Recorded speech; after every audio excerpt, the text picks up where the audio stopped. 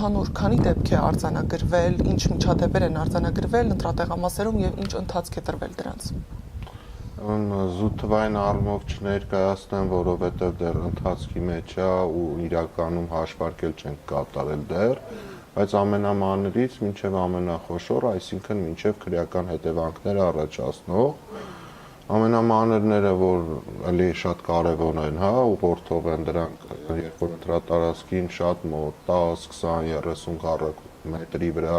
գտնվում են պաստառներ, ուղղորդող, համարանիշով եւ այլն։ Եվ կան, ինչև ասեցի, քրեական վարույթ նախատեսելու հիմքեր, մասնավորապես երկու դեպքով արդեն եւ տեսաերիզները մեր կողմից տարածվել է տարբեր ԶԼՄ-ներով եւ ես անձամբ հաղորդում եմ ներկայացրել ոստիկանություն երկու դեպքով 3169 եւ 3170 տեղամասերում, որտեղ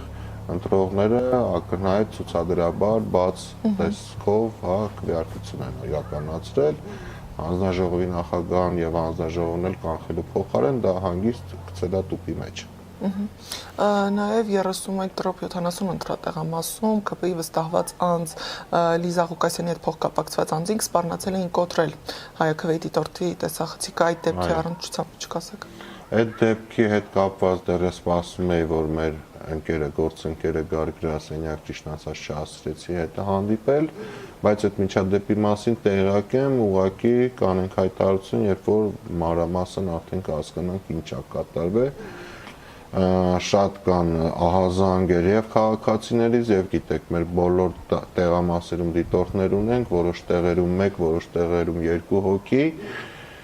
որոշ տվյալներ այո կարող է լրացիչ ճշտման կարիք ունենան, ամեն դեպքում մենք այն ինչ որ ունենում ենք տալիս ենք մամուլին, որոնք որ ճշտման ենթակա կլինեն, կճշտվեն, վերջնական արդյունքների մասին մենք կտանք, եթե նույնիսկ պետք լինի որոշակի շտկումներ կանենք, բայց վերջնականը բնականաբար մենք արդեն վերջնական արդյունքները կտանք պաշտոնապես։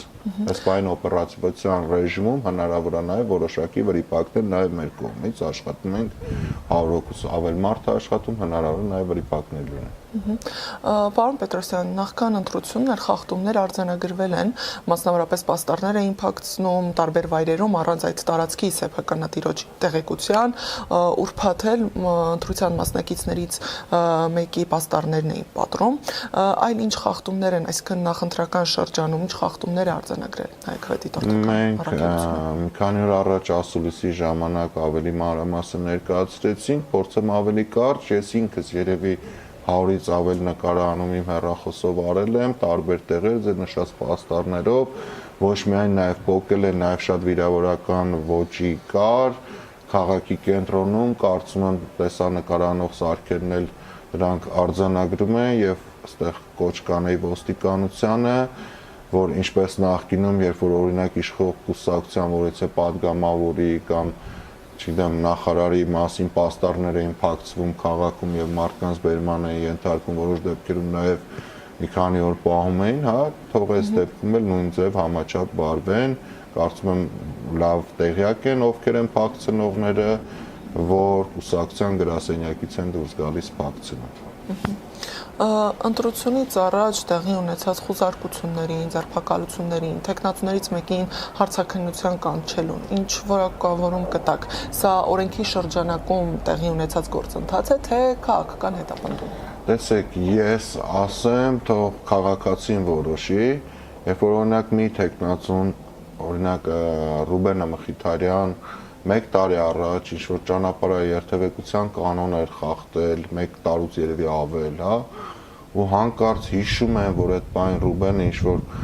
մի տարի առաջ թեթև վարչական խախտում արելու մի ամբողջ քարոզարշավի օր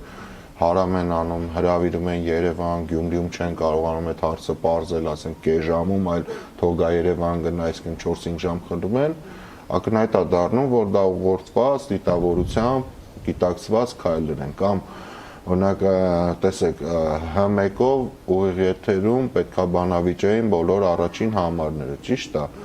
Հենց այն օրը որ պետքա բանավիճեին գլխավոր հավակնորդներից մեկի, այսինքն Մարտուն Գրիգորյանի